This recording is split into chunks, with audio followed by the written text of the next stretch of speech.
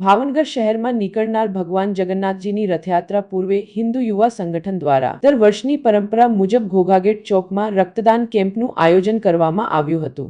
ભાવનગર શહેરના ઘોઘાગેટ ચોકમાં હિન્દુ યુવા સંગઠન દ્વારા દર વર્ષની પરંપરા મુજબ રથયાત્રા નિમિત્તે રક્તદાન કેમ્પનું આયોજન કરાયું હતું, જેમાં 300 જેટલી બોટલ એકત્રિત કરવાનો નિર્ધાર કરવામાં આવ્યો હતો, જેમાં અનેક લોકોએ રક્તદાન કરીને ધન્યતા અનુભવી રહ્યા હતા। ગુજરાતની બીજા નંબરની યાત્રા એટલે ભાવેણાનું ગૌરવ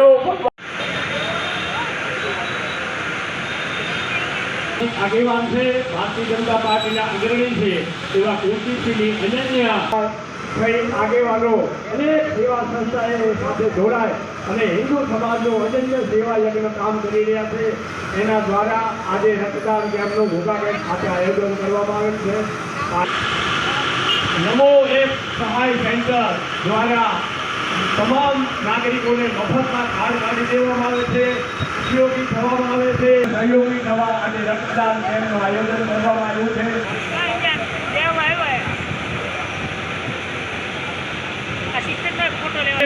રક્તદાન, ચક્ષુદાન, દેહદાન એ ભાવેણાની ગૌરવ ગાથાનો ઇતિહાસ એટલે મદનભાઈ પટેલ, હિન્દુ યુવા સંગઠન જિલ્લા પ્રભારી।